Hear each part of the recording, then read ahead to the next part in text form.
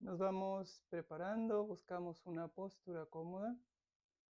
Vamos colocando la columna recta, hombros relajados. Cerramos los ojos, pero sin que haya presión en los párpados. Frente amplia, mandíbula suelta. Todo el cuerpo relajado.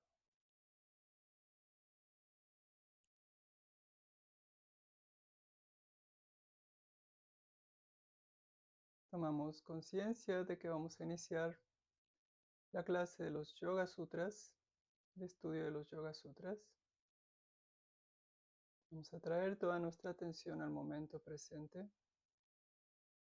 Hacemos un paréntesis dejando de lado cualquier otra tarea o pendiente.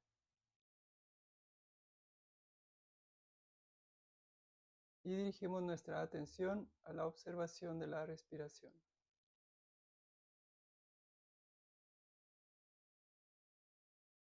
Siente el aire entrando. Siente el aire saliendo.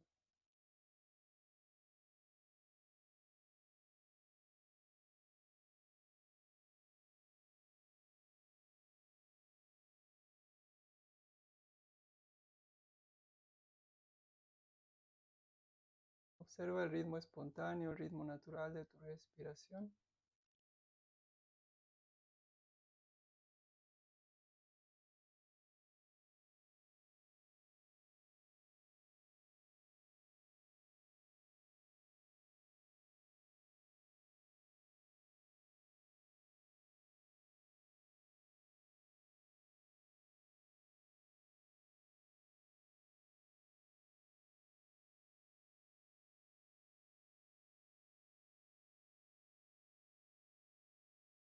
Vamos a hacer 3 respiraciones profundas.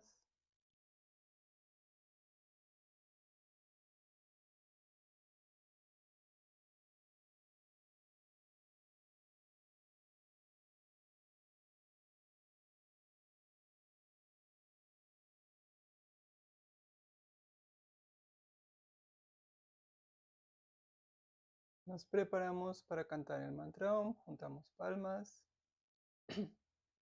Expira. Inspira. Om.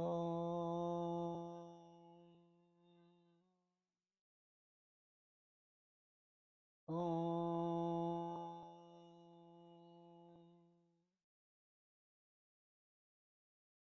Om.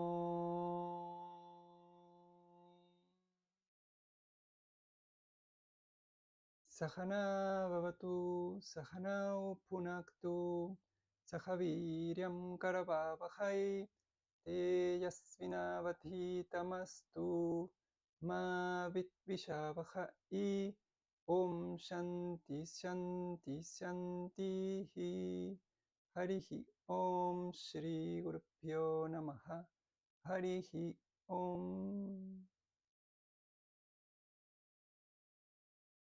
Saludamos y descansamos las manos. Muy bien, pues vamos a continuar con el capítulo 2, con esta parte. Ya habíamos visto el 1, que es el Samadhipada. Estamos ahora en Sadhanapada, esta parte que habla de la práctica de la sadhana. Estábamos hablando en la clase pasada de las gunas y cómo todo estaba formado por estas gunas, ¿no? Por estas 3 modalidades o cualidades de la materia. Y decíamos en el Sutra 21, 2.21 decía, en esencia el mundo fenoménico existe para revelar esta verdad. Eso nos decía la traducción más literal. La traducción de Desikachar nos decía, lo que percibe no está sometido a ninguna variación, pero percibe siempre por medio de la mente. Perdón, ese es el 20. El 21 dice, todo lo perceptible solo tiene una finalidad, ser percibido. Entonces, este mundo fenoménico, que es parte de la conciencia, pero donde la conciencia no está determinada o no está limitada por este mundo fenoménico, vemos que es transitorio y todo, absolutamente todo, desde la materia burda hasta la materia sutil, está impregnado por estas cualidades de la materia. Todo está afectado por estas cualidades de la materia. Y nos dicen, bueno, está ahí, existe para ser percibido, para que interactuemos con ello, pero a la vez para revelar una verdad, la verdad de lo que hay detrás de todo eso, ¿no? De aquello que está en esencia impregnando toda esa realidad de conciencia. Y habíamos terminado con el Sutra 2.22 que nos decía en la traducción de Sikashar, la existencia y la apariencia de todos los objetos de percepción son independientes de las necesidades de lo que percibe. En concreto, existen sin referencia individual para poder atender a las diversas necesidades de otros individuos.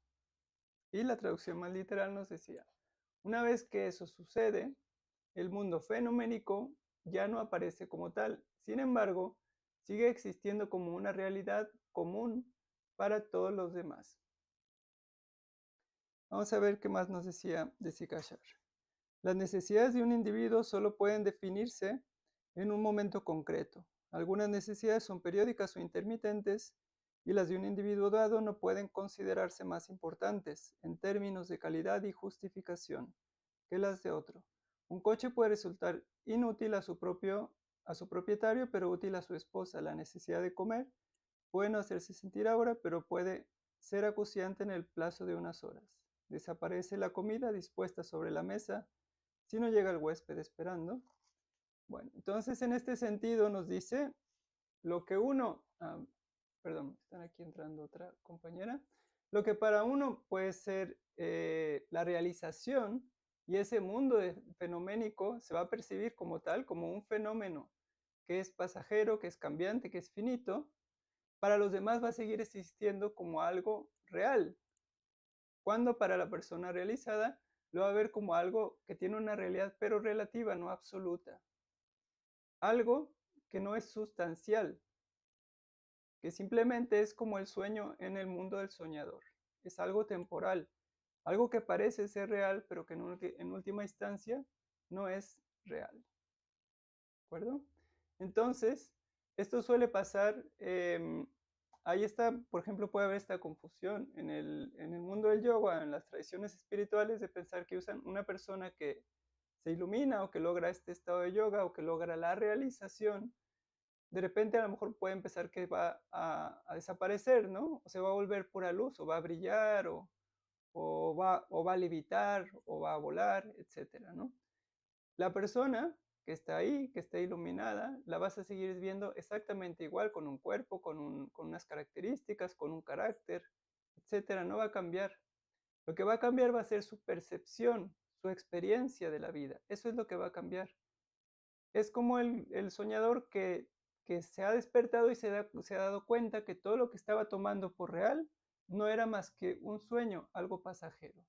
La única diferencia es que esta persona que se realiza va a hacer eso estando despierta, no estando en sueño profundo, no estando en un sueño onírico, sino que estando despierta va a tener esa realización de darse cuenta que todo esto es una proyección de la conciencia. Entonces, para esa persona, la realidad va a cambiar, aunque para los otros se siga percibiendo exactamente igual. ¿Ok? Bueno, vamos a continuar con el siguiente Sutra 223. Dice en sánscrito, Swashwa Mishakyottahi Swarupo Palapti Hetuhu Sari Yogaha.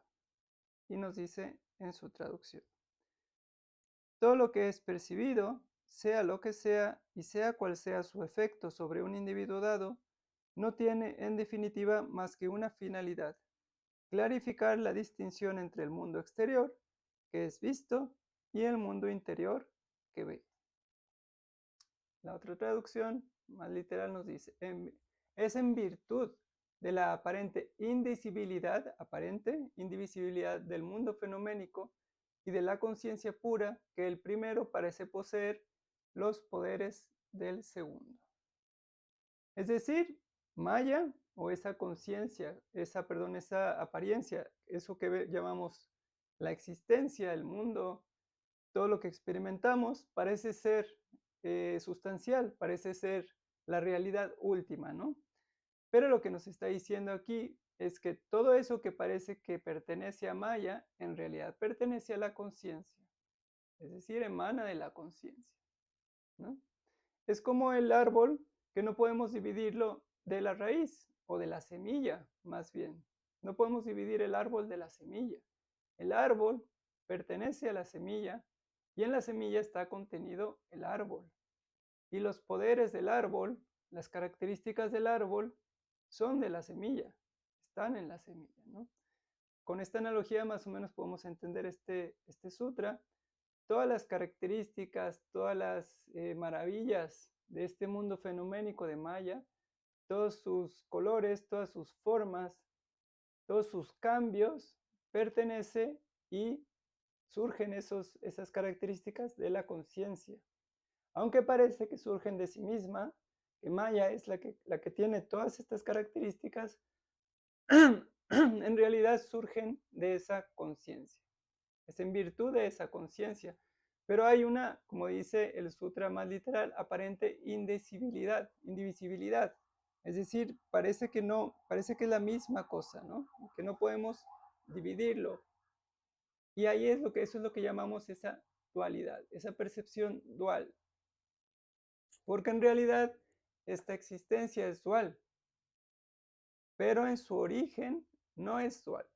Y podemos entenderlo también como con la analogía de la semilla y del árbol. El árbol después tiene hojas, tiene frutos, tiene muchas características diferentes, ¿no? No solo tiene ramas, tiene muchas más cosas. Y cuando está la semilla, ¿dónde están esas ramas, esas frutos, esas hojas? Están contenido todo en la semilla, ¿no? Entonces, por eso se hace esa analogía, la conciencia es esa semilla de donde todo emerge, de donde emerge esa dualidad, esa divisibilidad.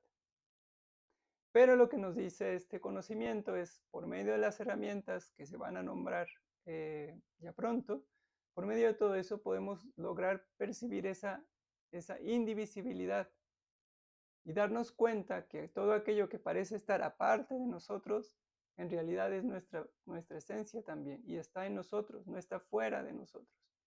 Es una cosa muy abstracta y difícil como de imaginar, pero cuando hay este tipo de experiencia, porque también puede ser, por una parte, una experiencia que luego se vuelve una realización, pero cuando hay ese nivel de experiencia, es como experimentar que tú estás absolutamente en todo y que todo está en ti, que no estás separada o separado de todo eso, ¿no? Que todo eso existe en esa misma esencia.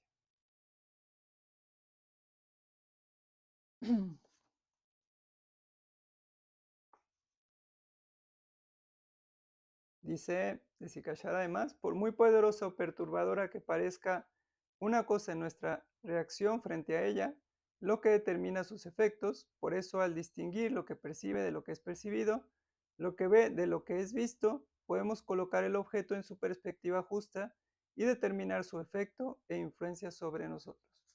Cuando comprendemos que todo aquello que estamos percibiendo en realidad no tiene esa sustancialidad, podemos estar más relajadas, más relajados en relación a todo eso. Porque nos damos cuenta que todo eso es una ilusión, es como un sueño, es algo pasajero. No es algo que va a determinar en última instancia nuestra realidad. Lo va a hacer momentáneamente, pero no permanentemente. ¿De acuerdo? Bueno, vamos a continuar con el siguiente Sutra 224. Dice, ¿por qué en algunos casos no se produce la claridad? Y dice, la falta de claridad en la distinción entre lo que percibe y lo que es percibido se debe al cúmulo de comprensión defectuosa. Y dice la otra traducción, no ver las cosas como son es la causa de este fenómeno. Obviamente no ver las cosas como son es a lo que Desikachar llama comprensión defectuosa. Es decir, hay una palabra que define esto muy bien y está ahí en sánscrito en el sutra, que es avidya. Avidya, que es tasya, es aquello, es el hetuju, es la causa, es la razón por la cual percibimos la dualidad como tal y no nos damos cuenta que esa dualidad es aparente. Y esa avidia no es ignorancia. Avidia se puede traducir como falta de sabiduría, como ignorancia, o como no ver las cosas como son. Esa avidia, esa ignorancia, ese no ver las faltas como son, no se refiere a que no sepas escribir, no sepas leer, seas analfabeta. No es ese tipo de ignorancia. Es ignorancia de realizar o comprender tu verdadera naturaleza. Darte cuenta que todo ese mundo fenoménico no está existiendo fuera de ti, sino que está existiendo en ti. Imagínate como cuando ves tu mano, puedes ver tu mano y la puedes ver como aparte, ¿no? Cuando tú ves tu mano la puedes ver como, ah, mira, mi mano o mi cuerpo, lo puedes nombrar como algo que es objetivable, lo puedes nombrar como algo que es aparte, ¿no? No dices yo mano, dices mi mano, ¿no? Sin embargo, cuando ves la mano de otra persona, lo tomas todavía como más aparte, todavía toma mayor distancia de tu existencia, dices su mano, ¿no? O su cuerpo, todavía se aleja aún más. Imagínate que dentro de una meditación muy profunda, de repente te des cuenta que esa mano, la tuya y la mano de la otra persona, eres tú, que no está lejos, que no hay distancia, ¿no? Así como el soñador se da cuenta que esas personas que estaba soñando, que esas circunstancias, lugares, etcétera, que estaba soñando, es él mismo o ella misma, que no hay separación, que todo emerge de esa conciencia.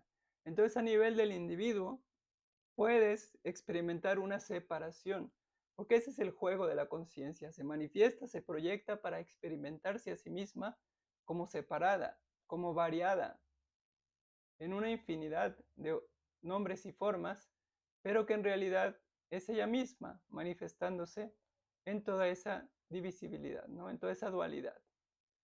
Entonces, el no ver esto, el no comprender esto en profundidad, dice, es la causa de que de que nos sintamos separados, de que nos sintamos carentes, pequeños,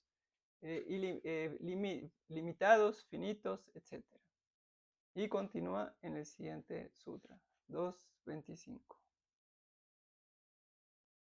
Dice, cuando la comprensión defectuosa se reduce, la claridad aumenta proporcionalmente. Esta es la vía hacia la libertad. Sí, y he aquí el fin último de la práctica de yoga. La libertad es la ausencia de las consecuencias de los obstáculos y la supresión de las acciones que distraen o perturban. Curiosamente aquí nos habla de Sikashar de libertad, ahora vamos a profundizar más en eso. La otra traducción más literal dice, con la realización, la apariencia de indivisibilidad se desvanece, revelando que la conciencia es libre y al margen de los fenómenos, ¿no? Todos en la vida estamos buscando plenitud, ¿no? Todos queremos ser felices. ¿O hay alguien aquí en el curso que quiera ser desdichada o desdichado? Que diga, no, yo soy bien feliz, tan feliz que estoy buscando como ser un poquito desdichada, ¿no? O un poquito desdichado. Todos buscamos felicidad, de una forma o de otra. Todas las acciones que realizamos en la existencia, en todas las circunstancias de nuestra vida, en la familia, en el trabajo, en el ocio, en todo, es porque estamos en una búsqueda de plenitud, de felicidad, de tranquilidad. Esa felicidad la podemos traducir como paz, como ecuanimidad, como tranquilidad, como serenidad, como goce también, obviamente, ¿no? Pero hay algo que nos quita esa felicidad constantemente, ¿no? Las cosas no salen como queremos, las cosas van cambiando, no tenemos los resultados que esperábamos y entonces esa felicidad se va viendo frustrada. Esa libertad de la que nos habla en las dos traducciones es libertad de esas frustraciones.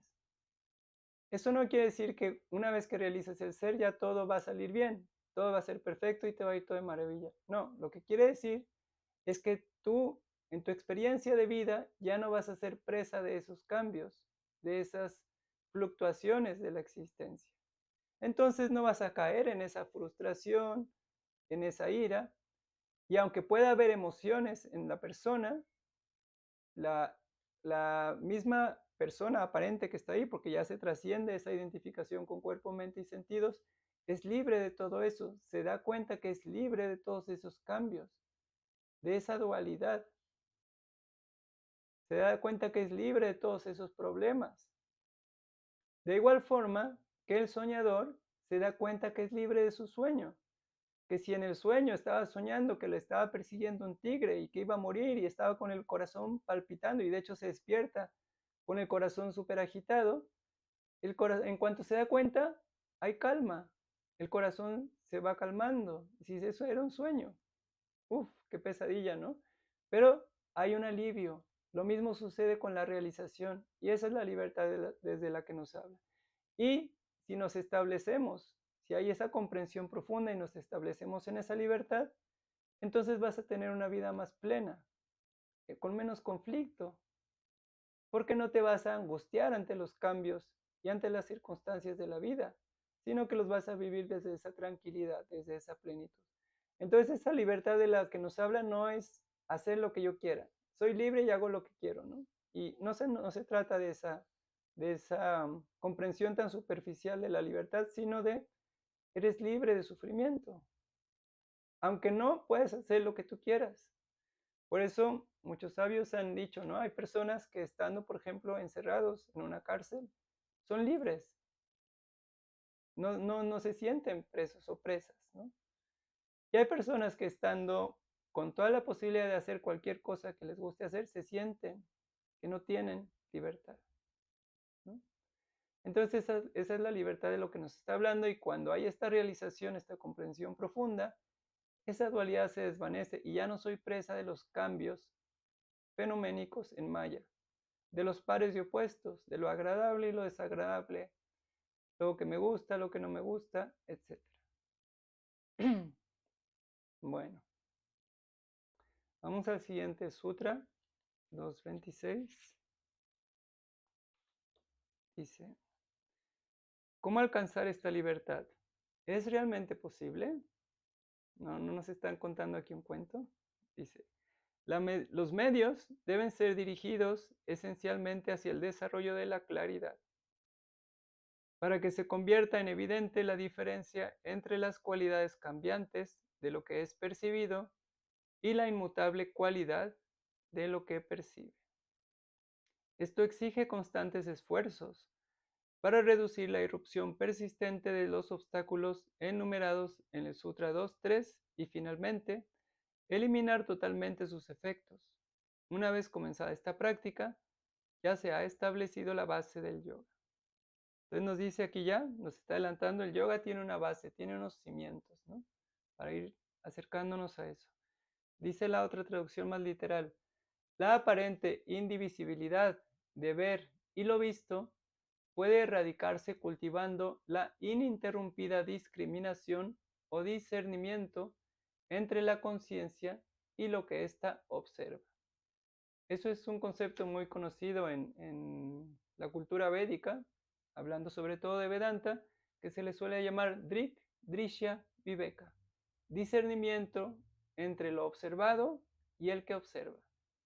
Darse cuenta que el observado y el que observa no son dos entidades diferentes, que el observado y el que observa son una misma cosa, son lo mismo, comparten la misma esencia, están hechos los dos de la misma cualidad, ¿no? Que es la conciencia, tanto lo observado como el que observa. Pero a un nivel más profundo, el que observa, lo observado, vámonos más allá del individuo, vámonos más allá del personaje, es la conciencia pura que solo está presenciando, atestiguando todos esos cambios. Y ese discernimiento, como lo dice aquí, esa discriminación, ese discernimiento entre la conciencia y lo que es observado, es lo que nos permite esa libertad. ¿Y cómo voy a cultivar ese discernimiento? ¿Cuáles son las bases para ir cultivando y formando ese discernimiento, para tener esa capacidad de discernir? Ese concepto lo vamos a llamar Vivek. Es un concepto muy común en Vedanta y en Yoga. Vivek, discernimiento, y esa es la clave, digamos, esa es la herramienta más importante, más fina que tenemos, ¿no? Pero esta herramienta, ese vivek, se tiene que cultivar, se tiene que refinar, se tiene que alimentar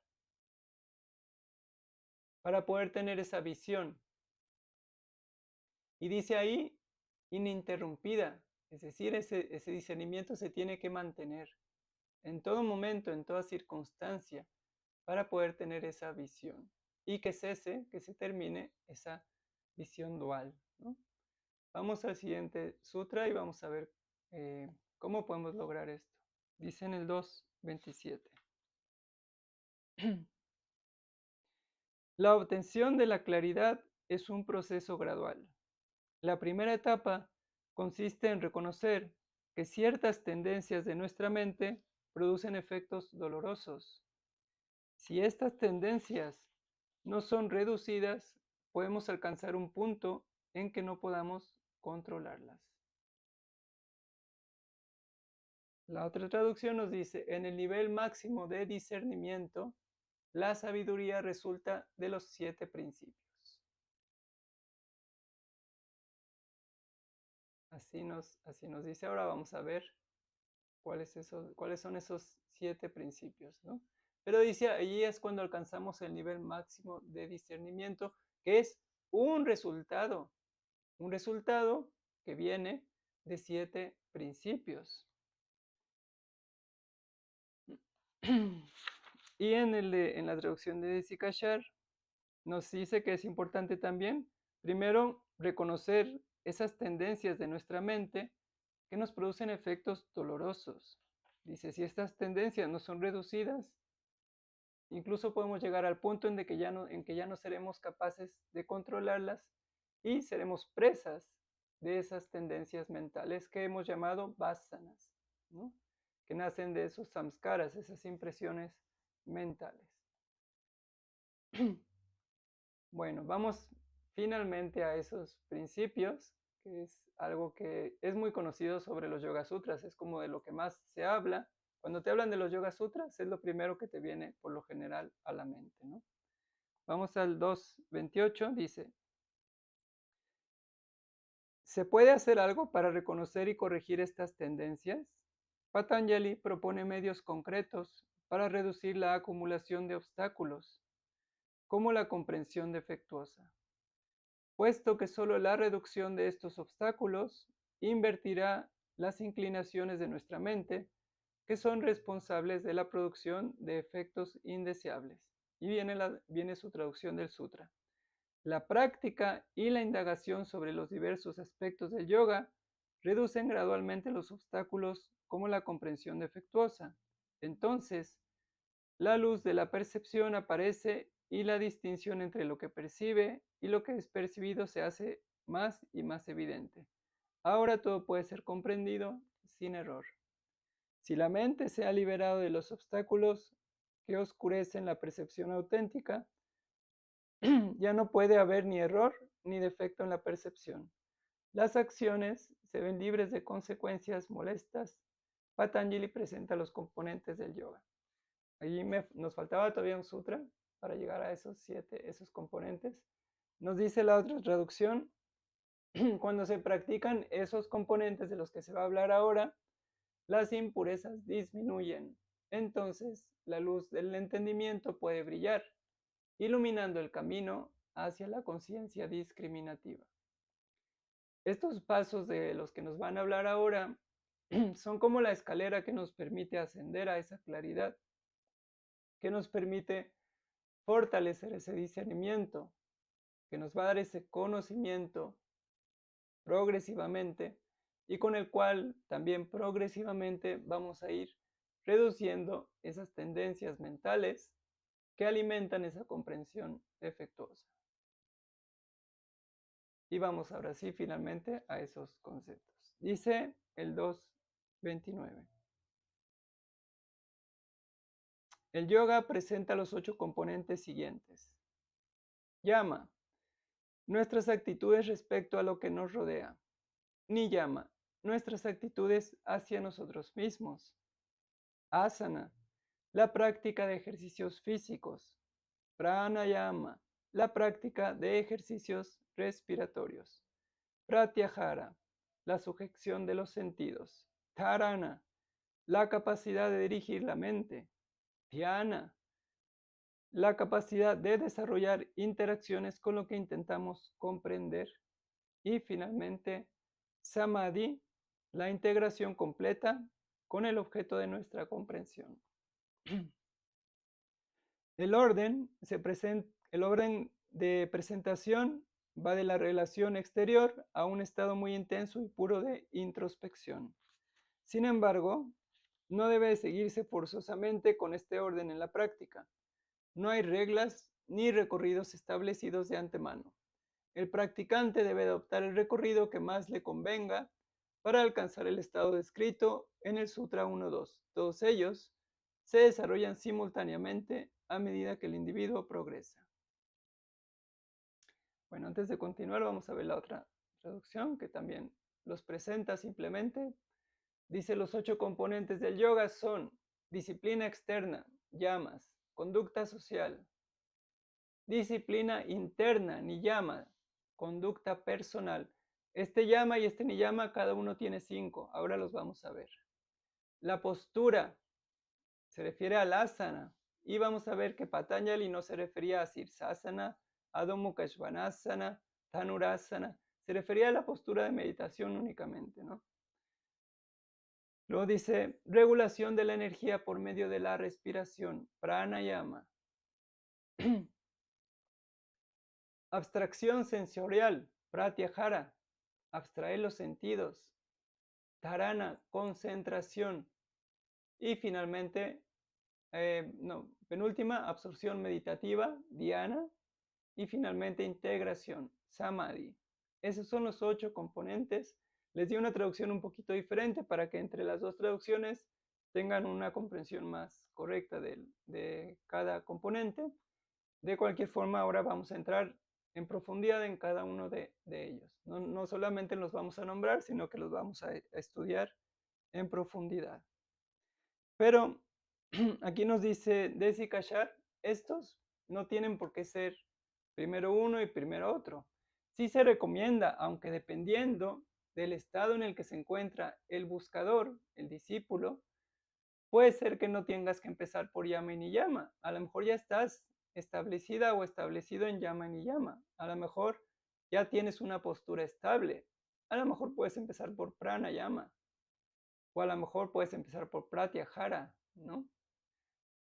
Es difícil que tengas una postura estable, por ejemplo, si yama y niyama no se han establecido. Es muy difícil, porque yama y niyama están muy relacionados con todas las características del personaje, del individuo. Entonces puede ser que puedas saltarte algunos, pero si los anteriores no están establecidos, es muy difícil que puedas ir progresando, ¿no? Bueno, vamos a ver entonces, a continuar, vamos a empezar a profundizar en primero en yama. Vamos al 2.30. No, perdón. Sí, perdón, 2.30, sí.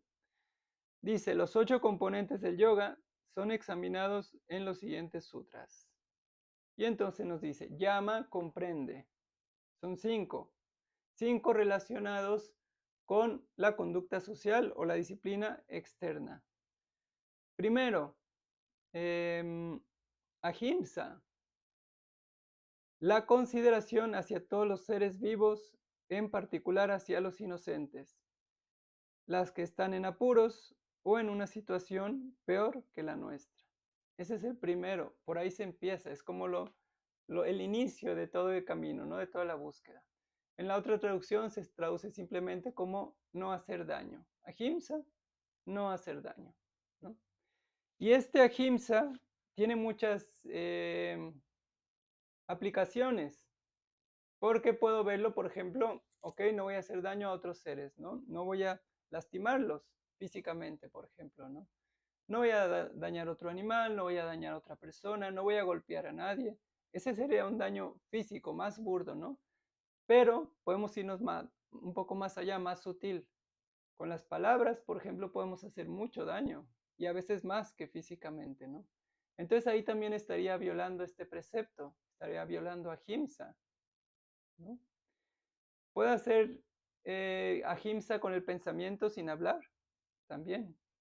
Porque ese ahimsa va para afuera y va para adentro. Tampoco voy a cometer himsa, violencia hacia mi persona. A veces somos muy violentos hacia nuestra propia persona, ¿no? Y nos podemos también hacer mucho daño. Por eso dicen, tu mente puede ser tu mejor amiga o tu peor enemiga, ¿no? Entonces vemos cómo ese ahimsa podemos aplicarlo a casi todo y en todas circunstancias, momento y lugar. En una situación determinada, puedo llegar a ser violenta o violento y puedo cometer himsa, ¿no? Entonces voy a buscar, si a lo mejor alguien me está agrediendo, me está atacando, a lo mejor voy a buscar esa manera o forma de responder sin violencia, ¿no? A menos que a lo mejor te tengas que defender, eso ya es muy diferente, ¿no? Porque ahí ya tu volición mental no era hacer daño, sino ya defenderte, porque a lo mejor alguien te ataca, ¿no? Y si en ese defenderte a lo mejor haces daño a la otra persona, tu volición mental, tu intención no era hacer daño a la otra persona, tu intención era preservar tu salud, tu vida, tu cuerpo, ¿no? Entonces, en ese sentido, no sería ahimsa. Es también la importancia de la abolición mental. Si una persona en la calle quiere robar, quiere quitarle sus pertenencias a otra persona y lleva un cuchillo, y entonces le amenaza con el cuchillo para quitarle las pertenencias y la otra persona no se las entrega y le encaja el cuchillo, esa persona está cometiendo himsa, la persona que quiere robarle las pertenencias, ¿no? Si un médico en una sala de operaciones va a operar a alguien porque tiene una enfermedad muy grave, pongamos ¿cuál es esta que es muy, muy importante que te operen rápido? Peritonitis o ay, se me fue el nombre. Bueno, no importa, pero vamos que es una enfermedad grave y lo tiene que operar inmediatamente y lo tiene que abrir. También va a abrir a la persona, también le va a encajar una navaja, un bisturí, igual que el ratero a la otra persona. Pero en el caso del médico no sería himsa. Aunque la acción es la misma, los dos están abriendo el cuerpo de la otra persona, pero la abolición mental es diferente. El médico lo está haciendo para salvarle la vida, el otro lo está haciendo para quitarle sus pertenencias y dañarle la vida, ¿no? Entonces, ese himsa está también dentro de esa abolición mental. ¿Cuál es la cualidad de la actitud? La actitud puede ser violenta, himsa, o puede ser no violenta, ahimsa. Por eso en la tradición védica y en la tradición de yoga es muy común que las personas que se adhieren a este tipo de prácticas espirituales, de tradiciones espirituales, sean vegetarianas. Porque entienden que si se daña a otro ser, si yo mato a otro ser directamente o compro o hago uso del cuerpo de otro ser para alimentar mi cuerpo, en ese sentido estoy haciendo himsa. Y si dices, pero yo no maté la vaca, yo nada más fui y compré la bandeja de carne en el supermercado, tú estás promoviendo a que alguien siga matando esa vaca para que tú sigas comprando esa carne, ¿no? Entonces, por eso dicen en ese refrán tan famoso que dice, tanto peca, perdón, el que mata la vaca como el que le agarra la pata para que no se vaya corriendo, ¿no? Dice, yo no la maté, no, pero la detuviste para que la pudiera matar. Entonces, por eso es tan común esa tradición vegetariana, que es ya algo muy personal. Yo no les estoy diciendo aquí que se hagan vegetarianos si no lo son. Simplemente es una consideración y cada quien ha de sacar sus conclusiones de acuerdo a su experiencia, de acuerdo a su visión. Eh, pero simplemente les menciono por qué hay esa tradición de vegetarianismo, ¿no? En estas búsquedas espirituales. Hay muchos maestros, a mí me lo llegaron a decir más específicamente, un maestro me llegó a decir, yo tenía ya mucho tiempo de meditación y le decía que sentía como que había llegado a un punto en que no progresaba más, ¿no? Y yo todavía consumía algunos alimentos como pescado, que fue lo último que dejé de comer de carne. Y él me dijo, es que si no dejas eso es muy difícil que puedas seguir avanzando porque son energías densas, son energías más densas. Entonces tus vasanas, tu mente va a seguir vibrando en esas energías más densas. Es difícil que puedas acceder a lo sutil. Y dije, bueno, voy a probar. Y dejé, ¿no? Y después de un largo tiempo, no les voy a decir después de una semana, después de más de 3 años, empecé a notar una diferencia muy importante en las meditaciones, ¿no? Empecé a notar que ese punto donde sentía que estaba estancada, digamos, se destrabó, se desbloqueó, ¿no? Y entonces pude ir más allá. Y no solo me di cuenta en eso, lo noté también en mi carácter, en mi manera de reaccionar. Noté cómo mi ecuanimidad se fortaleció. Noté cómo mi persona era menos reactiva. Había menos ira, había menos enojo, etcétera, ¿no? Entonces, en ese sentido, por eso también se dice, eh, la calidad de tu mente y de tu cuerpo se corresponde con la calidad de los alimentos que consumes. Y en ese sentido se dice comúnmente eres lo que comes, ¿no? ¿Por qué? Porque los alimentos que consumimos, la parte burda de los alimentos, la materia más densa, va a alimentar tu cuerpo. Pero la energía sutil que traen esos alimentos van a alimentar tu mente. Entonces, imagínate una vaca en un matadero que está ahí en la fila del matadero, que está con ese estrés, con ese miedo, está oliendo la sangre de los animales que están matando delante de ella, está sintiendo todo ese terror, está generando un montón de toxinas, porque cuando tenemos mucho miedo generamos toxinas. Y matan esa vaca, se queda toda esa materia impregnada de todas esas impresiones y luego tú te la comes. Entonces la parte sutil va a alimentar esa mente, entonces va a promover ese tipo de vasanas en tu mente, va a alimentar ese tipo de vasanas en tu mente. Por eso se cuida tanto la alimentación en estas tradiciones espirituales, justamente, para ir purificando a nivel burdo y a nivel sutil, ir purificando el cuerpo, ir purificando la mente progresivamente, poco a poco. En mi experiencia personal, pues yo fui dejando la carne progresivamente también, ¿no? Fui poco a poco y al final alimentaba solo pescado y como una vez a la semana. Y ya después también eso, pues ya también lo eliminé y yo les puedo decir en mi experiencia que sí noté un gran cambio, sí noté después de ya mucho tiempo, porque también si tienes años alimentándote de eso, pues tarda un tiempo en regenerarse todo y en que esas energías se vayan eliminando del cuerpo, ¿no? No es inmediato. Entonces ese ahimsa es muy importante para nosotros mismos, pero también para los otros. Por eso está en lo social, en la conducta externa, ¿no? No hacer daño a tu entorno. Si entendemos y vamos entendiendo que el ser es todo, que el ser se manifiesta en todos los nombres y formas, si hago daño al otro, me hago daño también a mí misma o a mí mismo. Si creo que me voy a salir con la mía voy a decir, hice daño al otro y dice, a mí no me pasó nada, eso crees que no te pasó nada. No le pasó nada a lo que tú estás pensando que tú eres, ese cuerpo, esa mente y esos sentidos, pero eso no es lo único que eres. Eres toda la energía que se está sucediendo, eres el ser manifestándose. Entonces, si hiciste daño al otro, en realidad, en un nivel más sutil, te hiciste daño también a ti, ¿no? Y aunque decimos la conciencia no es afectada, la conciencia no, pero el individuo sí. La persona sí. El antakarana, el cuerpo sutil, sí es afectado. Y eso es lo primero que tenemos que refinar para llegar a la trascendencia, ¿no? Entonces, ahimsa es un concepto, un elemento muy importante y hemos de recordar siempre que cada uno de estos preceptos que vamos a ir viendo lo hemos de considerar en su parte burda y siempre en su parte sutil. Los pensamientos pueden hacer mucho daño, incluso se dice que aunque tengas pensamientos negativos hacia alguien, solo con eso, aunque no hagas ni digas nada, solo con eso ya estás haciendo daño.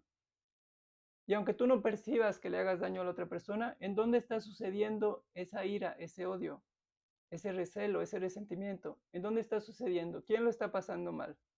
Tú misma, tú mismo. A lo mejor el otro ni se entera, pero ¿quién está sufriendo esa ira o esa violencia mental? A lo mejor, ¿quién la está sufriendo? Tú misma, tú mismo. El otro a lo mejor no. Y a lo mejor le puede llegar a afectar en vibraciones sutiles también. Pero la primera persona afectada vas a ser tú. Tú vas a ser la primera persona afectada, ¿no? Es como cuando dicen, si agarras una piedra, un carbón que está ardiendo, pues para aventárselo a alguien, la primera persona que se daña eres tú misma, no te quemas, te haces daño. Entonces, dicen, mantener este tipo de pensamientos es como mantenerte agarrando ese carbón y no soltarlo. Entre más lo tengas ahí, más te va a quemar. Entre más mantengas ese tipo de pensamientos violentos en la mente, más fuertes se van a hacer esos samskaras, esas impresiones mentales, y más se van a manifestar después. Entonces, entre más pronto cortes ese tipo de vasanas, de tendencias, entre más pronto te hagas consciente del efecto negativo que tienen en ti, más los vas a debilitar y entonces se van a ir muriendo por inanición. Cada vez van a tener menos alimento, porque nosotros mismos somos quienes alimentamos ese tipo de tendencias, ¿no? Entonces, bueno, ahí vamos entendiendo ese primer concepto. Vamos a ver cómo todos están relacionados. El siguiente, muy importante, es satya. Satya lo traduce de Sikachar como la comunicación adecuada por medio del lenguaje, escritos, gestos y acciones. La traducción más literal, veracidad, verdad. Este satya está directamente relacionado con el anterior y se dice muchas veces,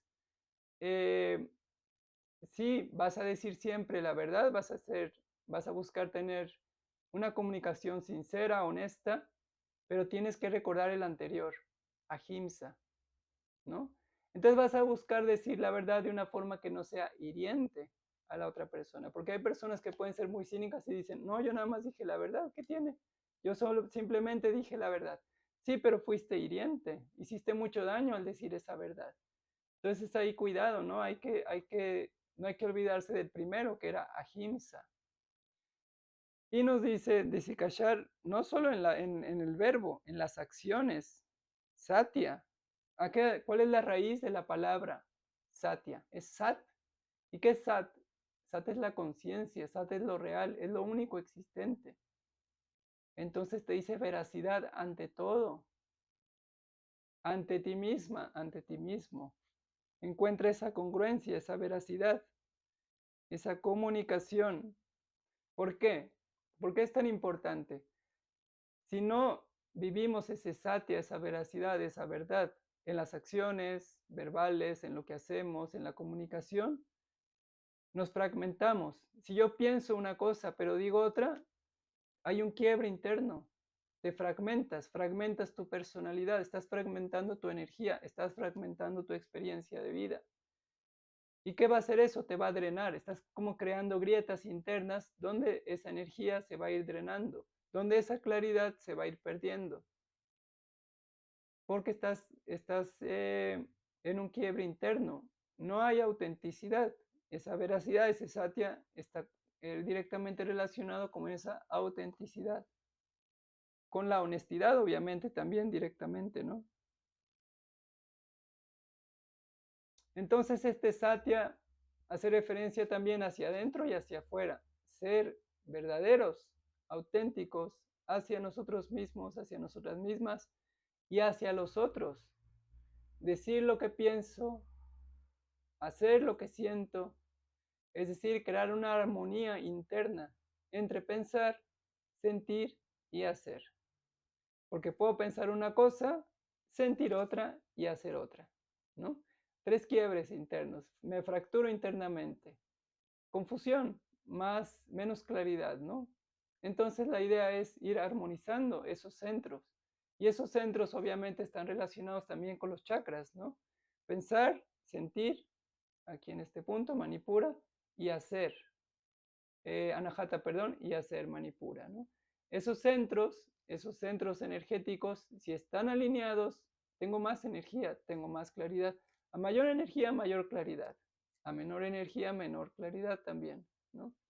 Entonces, este satya es volverse también real en ese sentido, ¿no? Porque ¿cuál es la última realidad y por qué la palabra dice satya? La última realidad es la conciencia. ¿Cuáles son las características de la conciencia? Sat Chitananda. Sat, existencia pura. Chit, conciencia pura. Ananda, plenitud, ¿no? Entonces ese Satya ya nos habla desde hacia dónde nos dirige también este precepto, ¿no? Hacia esa conciencia pura. Permitir que la conciencia se manifieste como es también. Y eso está relacionado con algo que vimos mucho en el Bhagavad Gita, en el curso del Bhagavad Gita, que llamamos Swadharma y Swabhava. Swadharma, hacer el rol que me tocó jugar en esta vida, ¿no? Seguir el rol que me tocó desempeñar. Swabhava, ser fiel a mi esencia.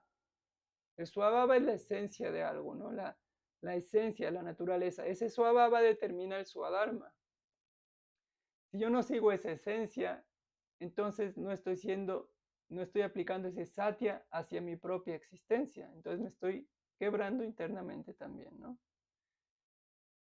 Ya decíamos, todos estos son progresivos y se van ganando también con el tiempo, se van fortaleciendo uno a otro. Vamos al siguiente precepto. El tercero, que es Asteya, dice, el abandono de la codicia o capacidad de resistir al deseo de lo que no nos pertenece. Y traducido más literalmente, no robar o no tomar aquello que no nos pertenece, ¿no? También muy importante. Y también puede ir desde lo más burdo hasta lo más sutil. A lo mejor no robar, no tomar las posesiones materiales de otra persona que no te pertenecen, te va a crear conflicto.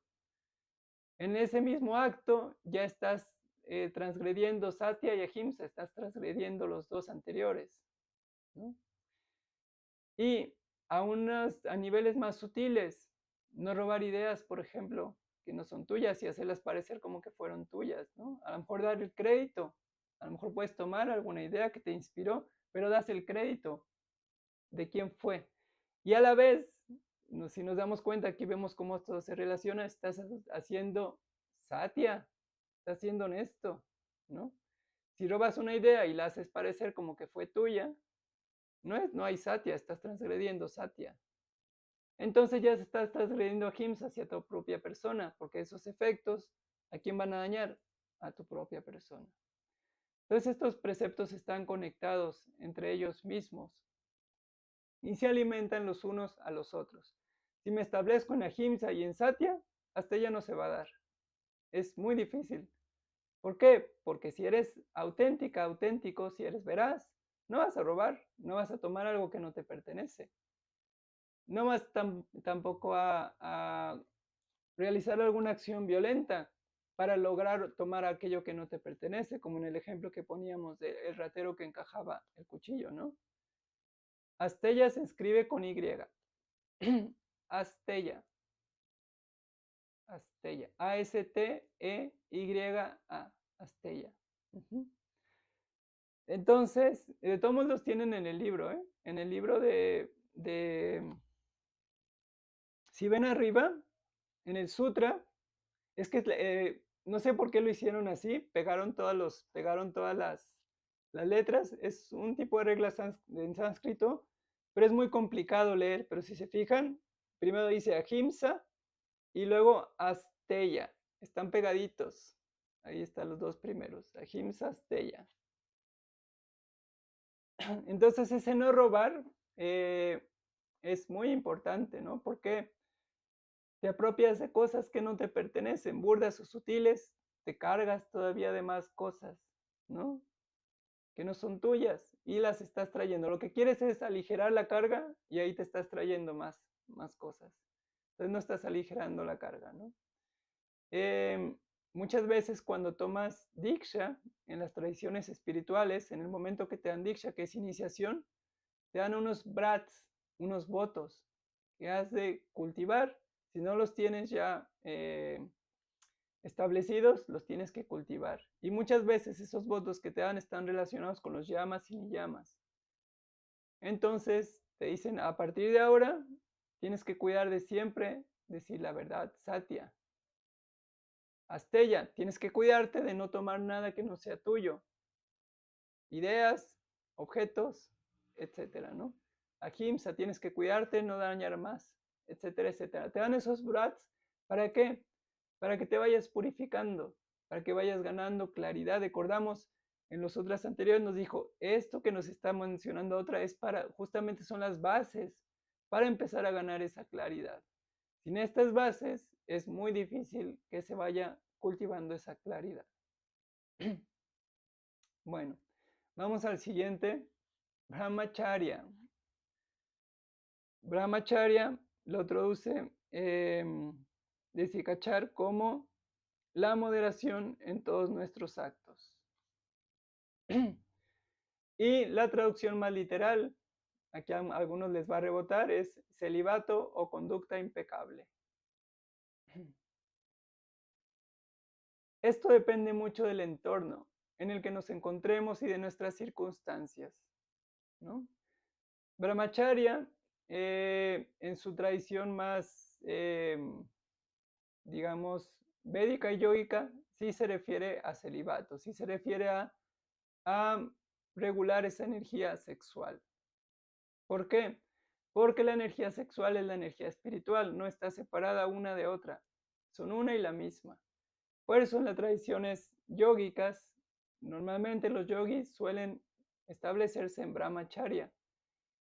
Personas en tradiciones espirituales que a lo mejor están casados o tienen pareja, lo que suelen hacer es regular para ir cuidando esa energía, para no derrocharla, ¿no? Moderar ese acto, para no perder toda esa energía. Esta energía se le suele llamar virya, y es un producto de, se supone que si alguno de ustedes ha estudiado un poco de Ayurveda, van a ver unas cosas que se llaman datus. Los datus son las esencias del cuerpo, son las esencias del ser, de la persona, vamos, burdas y sutiles, y se van refinando, se van refinando. Tú comes un alimento, ese alimento va generando esos datus, la sangre, el racta, la médula, todo eso se va generando por los alimentos que comes y va siendo cada vez más sutil. Un dato va surgiendo del anterior, cada vez más refinado, más refinado. ¿Cuál creen que es el último de los datos?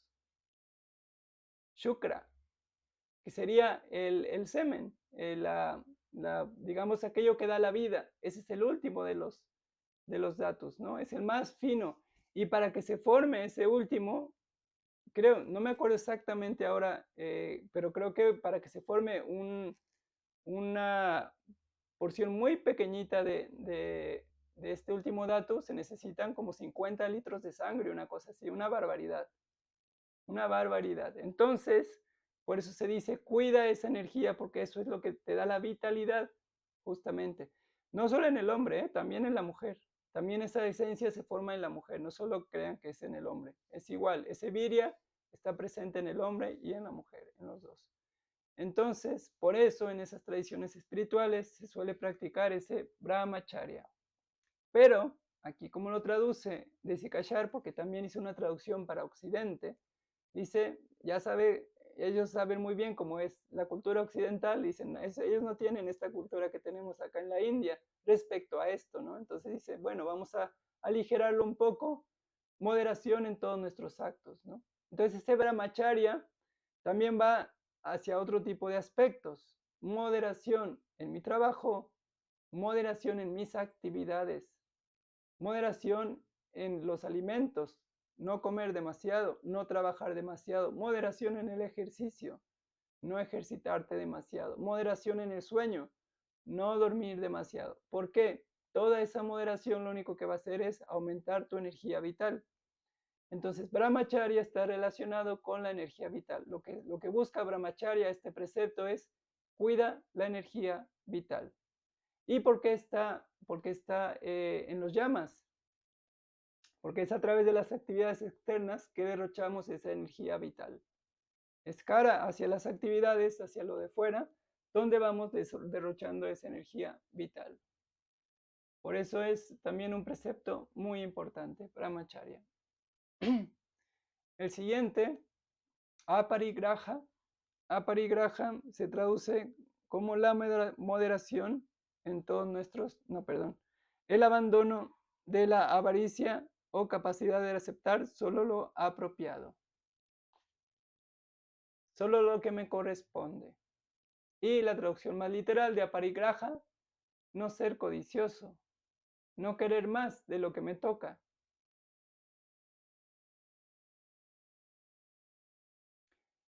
Está muy relacionado con aspectos de la mente como la envidia, los celos, ¿no?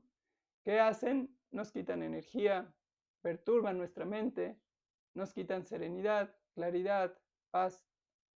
Si yo ansío más de aquello que me tocó, mi mente está en ansiedad, está inconforme, está inquieta, desea otra cosa que no es lo que tiene, ¿no? Entonces ese aparigraha nos dice, mantente contenta, contento con lo que hay, ¿no? ¿Cómo es? Con la realidad tal y como se manifiesta.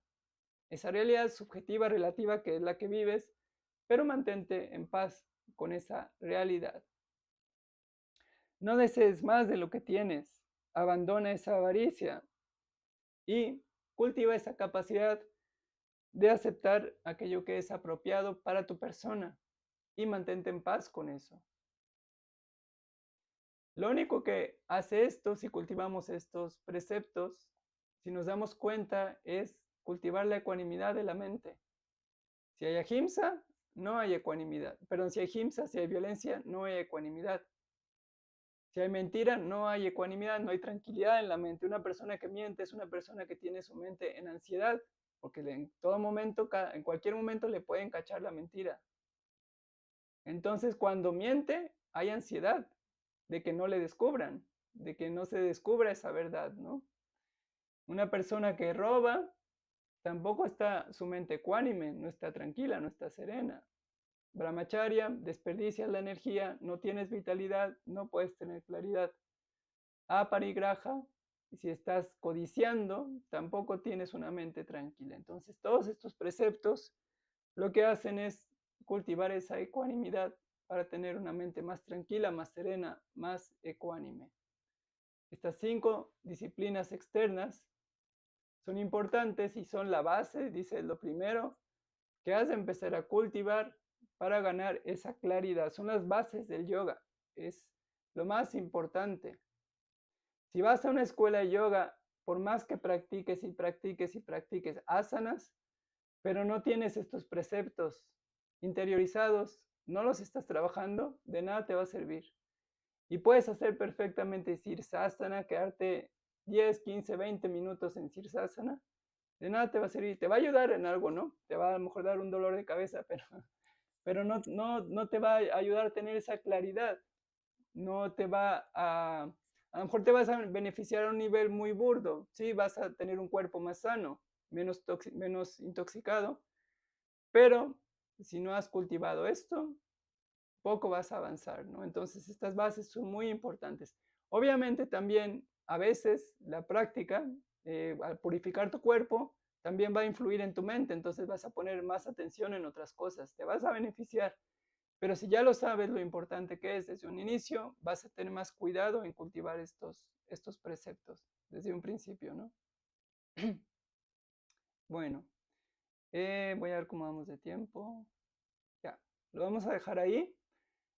Vamos a continuar en la siguiente clase con todos con estos valores. Vamos a ir viendo su importancia y vamos a ir viendo también después los niyamas.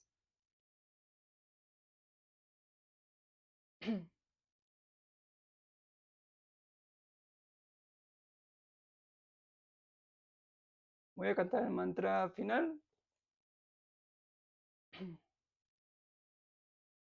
Om Purnamada Purnamidam Purnat Purnamudashyate Purnasya Purnamadaya Purnameva Vashishyate Om Shanti Shanti Shanti Harihi Om Shri Gurupyo Namaha Harihi Om.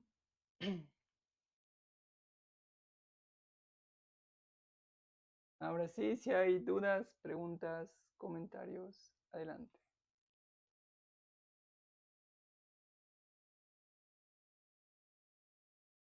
yo. No sé si me puedas contestar. Bueno, sí me puedes contestar. Quiero hacer que me hagas una aclaración, ¿no?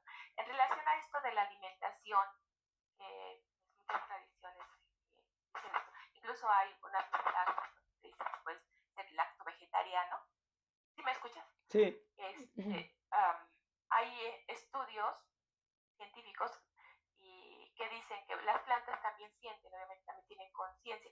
Por ejemplo, cuando se está cortando el pasto, ese olor que a mucha gente le gusta, a mí no me gusta, es porque el pasto está diciendo, aguas, nos están haciendo algo, ¿no?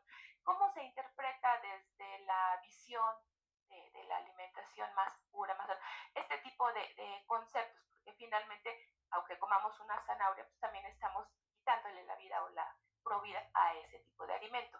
Y pues no es negarme al vegetariano, simplemente es aclarar una duda que siempre me surge, ¿no?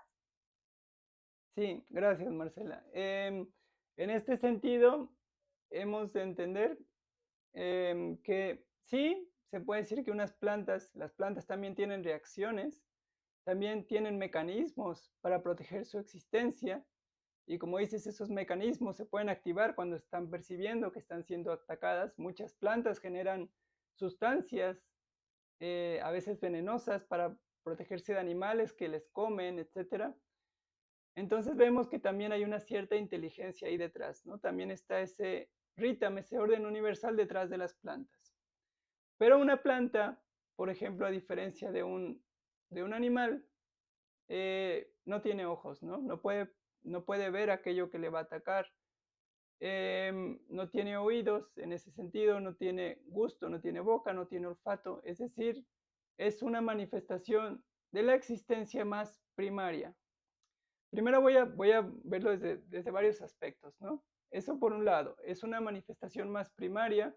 Entonces, en ese sentido, se puede decir la planta percibe y como está programada, reacciona de acuerdo a su programación, pero no, en este sentido no tiene sentimientos. No vas a ver, por ejemplo, como una manifestación de un animal que puedes darte cuenta que tiene ciertos sentimientos, no puedes percibir su miedo, puedes percibir, su manifestación está más relacionada con un ser más evolucionado en este sentido.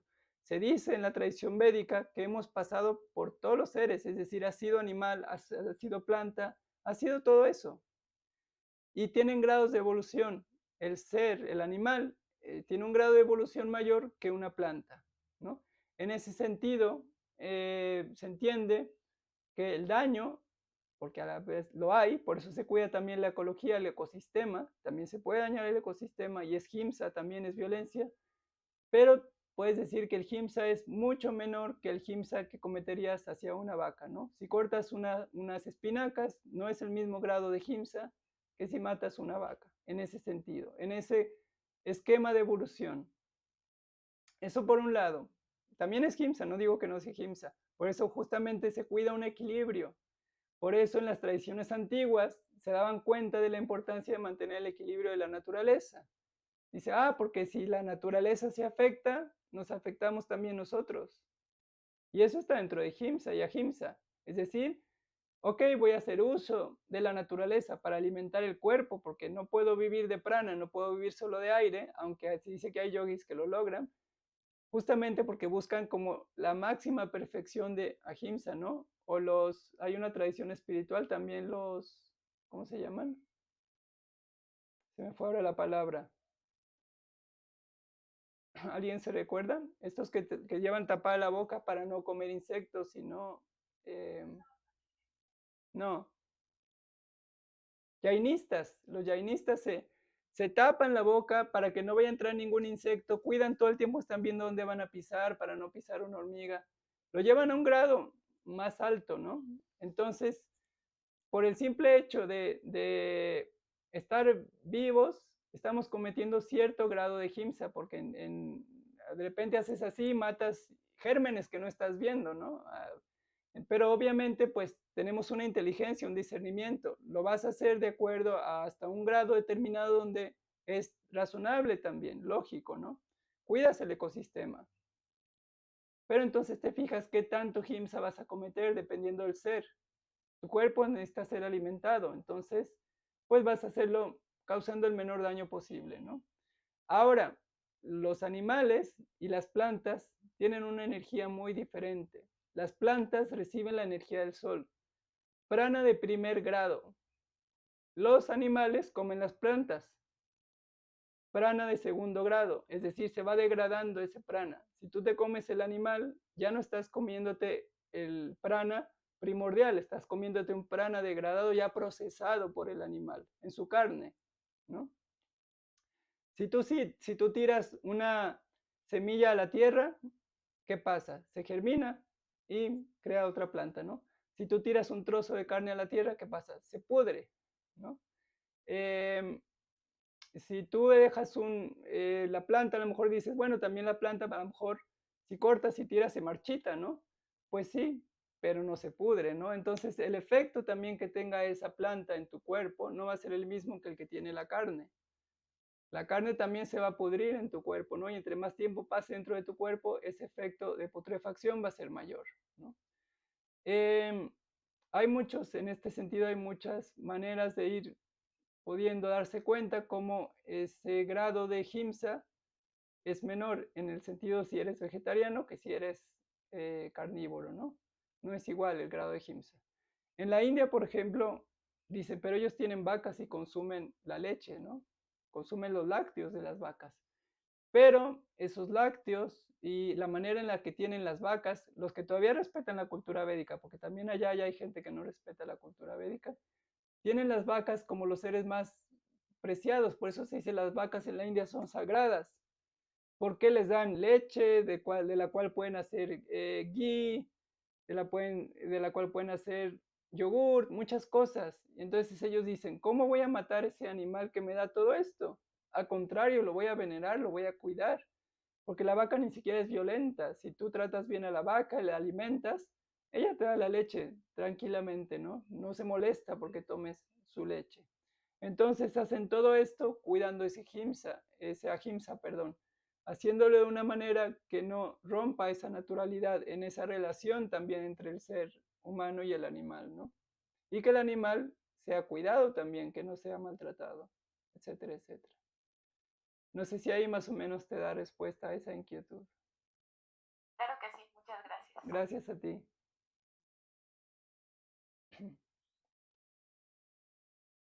¿Alguna otra duda, pregunta, comentario?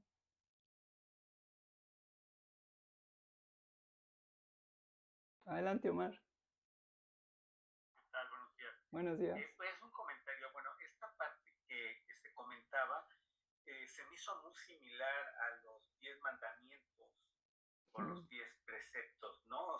Se parecen mucho, aunque en algunas partes está redactado de manera diferente, pero por ejemplo en las leyes para los noágidas, que seríamos todos, porque todos somos hijos de Noé, pero ya sabes, todo el mundo se pelea con eso.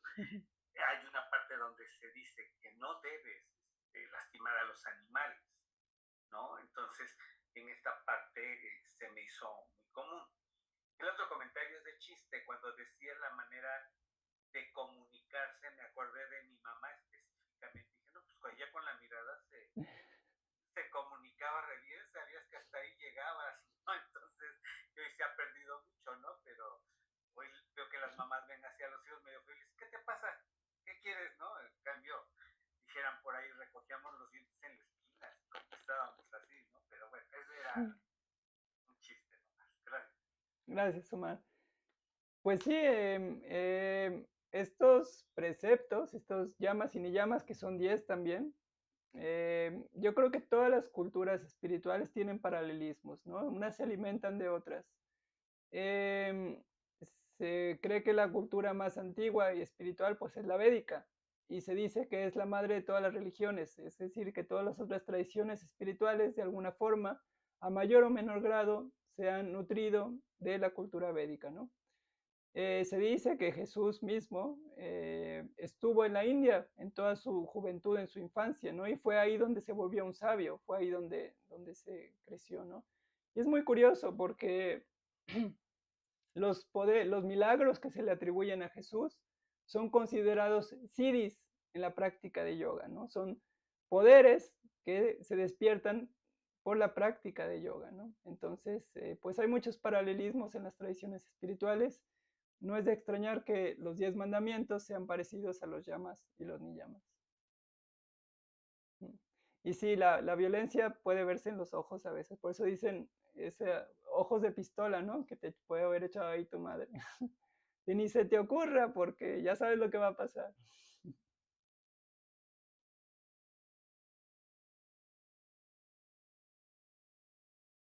¿Alguna otra duda, pregunta, comentario, reflexión? Adelante, Carla. Referente a lo que decía Marcela, que sí me hace pensar pues porque creo que muchos de los problemas también, bueno, como independientemente un poco de ahorita esta visión de lo védica, también ha sido como la industrialización, ¿no? En la manera de comer, porque por ejemplo en pueblos donde, por ejemplo en el Tíbet, Mongolia, por allá donde no hay vegetales o verduras o muy pocas, pues tienen que comer realmente o no, o los esquimales, los inuit se llama, no me acuerdo, que tienen que comer también pues animales, no hay más que comer, pero lo hacen de una manera ceremonial, ¿no? O sea, le agradecen, no están matando y matando y matando, entonces creo que también ahí es otra forma, ¿no? Como dices, la abolición mental. ¿Para qué lo hacen? Es para nutrir a la comunidad, ¿cómo lo hacen? Aprovechan todo, le dan las gracias, es como una muerte sagrada de alguna manera, ¿no? Y también, pues por ejemplo, también una vez leí, bueno, también como en muchos aspectos, ¿no? Que nos han hecho como el vicio de comer, ¿no? Como esa necesidad de comer, comer, comer, que los seres humanos no necesitamos realmente comer tanto, ¿no? Como se nos vende. Y también pues las plantas y eso, una vez también leí que las plantas y los frutos están ahí, son como un regalo, ¿no? De la creación, porque el árbol los da, o sea, los da y están ahí, o sea, es como un regalo, no lo tienes que matar, en realidad lo estás tomando, es un regalo nada más. Bueno, es un poco lo que nos Gracias, Carla. Sí, eso hablábamos con los niveles de evolución, ¿no? Si tratas de matar un ciervo, va a huir, va a intentar protegerse, ¿no? El árbol no va a huir, la planta no va a huir, no puede. Tiene una capacidad de evolución inferior, ¿no? En ese sentido. Entonces, obviamente, el ciervo huye porque tiene miedo de perder su existencia, ¿no? Y es como dice Carla, en ese orden de la naturaleza, pues la planta está ahí también para ser tomada, el fruto está hecho para ser tomado, ¿no? Tú tomas el fruto hay una simbiosis, tú te lo comes, después defecas en otro lugar, salen las semillas y eso hace que se propague ese fruto, ¿no? Hay una simbiosis. En el otro sentido, pues vemos cómo no hay una simbiosis. Los búfalos en Estados Unidos, por ejemplo, que casi se extinguieron, ¿no? Por esas matanzas, ahí no hay una simbiosis, ahí no nacen búfalos en otro lado cuando las personas defecan, ¿no? Entonces, ahí vemos esos ejemplos como ayudan un poco más a clarificar eso.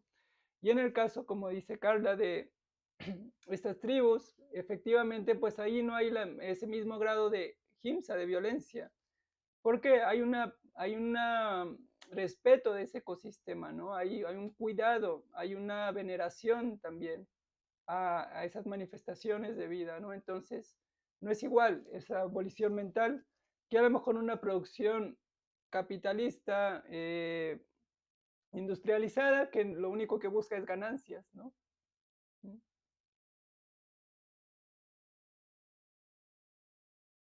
Gracias. ¿Alguna otra duda, pregunta, reflexión, comentario? Adelante, Emilia. Hola. Hola. Yo me quedé como,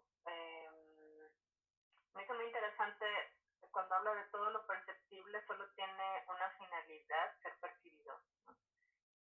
Porque casi siempre es como que, tal persona tiene la capacidad de sentir, de ver, de diferentes percepciones, pero realmente es un trabajo interno, ¿no? Es un trabajo que implica todo, que implica como integrar todas nuestras partes y ser conscientes, o sea, tener la conciencia plena todo el tiempo para, para realmente percibir eso, ¿no? Es como no sé, como que me cuadró muchas cosas que también estos días he estado mirando, ¿no? Por todo este tema de que si la evolución tecnológica, la inteligencia artificial, todo lo que está pasando, como la aceleración también planetaria y tal, pero pues es como ir adentro, ¿no? Todas estas formas de percepción más sutil como que lo de fuera nos lo quiere mostrar, pero realmente pues está adentro, ¿no? El trabajo, el proceso, adentro y afuera. Ujú. No sé, era como comentar un poco eso. Gracias, Emilia. Sí, recordamos esa frase que dice, el que mira hacia adentro despierta, ¿no? El que lleva la mirada hacia el interior, despierta porque va al origen, ¿no? Y es muy interesante esto que comentas de la tecnología, porque si nos ponemos un poco a verlo con una mirada más analítica, más filosófica, nos damos cuenta que es como, en realidad es una externalización de la mente, ¿no? ¿Qué es el Internet? Esa red global, es un cerebro inmenso, ¿no? Es una mente colectiva que cada mente individual va alimentando. Es como una evolución de la mente, es como que la mente se va, ya no cabe tanto aquí, que se externaliza afuera, ¿no? Y se externaliza y se comparten todos esos conocimientos y se comparte, todo está ahí al alcance, ¿no? Para bien y para mal, ¿no? Pero hay muchas personas que critican la evolución tecnológica y más bien está en el uso que des a esa tecnología, ¿no? Porque es parte también de ese ritam, de ese orden universal. Y es muy interesante porque en las escrituras antiguas, como en el Bhagavad Purana, me parece que es, y en Yoga Vashista también se describen, se dice que el último avatar, porque ellos describen varios avatares que han venido, entre ellos Krishna, Rama, el último avatar, como lo describen en esas escrituras, haz de cuenta que están describiendo un robot. Es muy curioso. Están describiendo como sus características y es como si describieran un robot con una inteligencia superior, ¿no? Entonces es como si la humanidad misma me estoy aquí como adelantando y un poco fantaseando en ese sentido, pero es como si estuviera creando el próximo ser evolucionado, ¿no? El próximo ser más evolucionado, ¿no? Y luego se dice en esas escrituras que ese es el que va a traer el pralaya, ¿no? Que ese ser, ese último avatar es el que va a aparecer para ya destruir todo y que vuelva a empezar, ¿no? Es como decir, bueno, ya, este juego se acabó y viene ahora uno nuevo, ¿no? Se termina ese juego. Entonces yo creo que la tecnología, el internet, todo eso son externalizaciones de la mente, ¿no? Se ha externalizado, se ha fragmentado y se ha proyectado hacia afuera, ¿no? De hecho, la mente, hacia afuera, entre comillas, porque la mente no es el cerebro, ¿no? El cerebro tiene sus limitaciones, pero la mente es todo. La mente es lo que crea la realidad desde esta tradición védica, ¿no? La mente es lo que construye la realidad. Entonces, todo lo que sucede en esa realidad no está separado de la mente, está contenido en la mente, no fuera de la mente. Uh-huh. Gracias. Gracias a ti. ¿Alguna otra duda, pregunta, comentario? ¿No? Muy bien. Pues entonces lo dejamos hasta aquí. Quedamos en el 2:30 y continuamos el próximo miércoles a la misma hora. Gracias a todos, que tengan una buena semana. Om Tat Sat. Gracias. Hasta luego.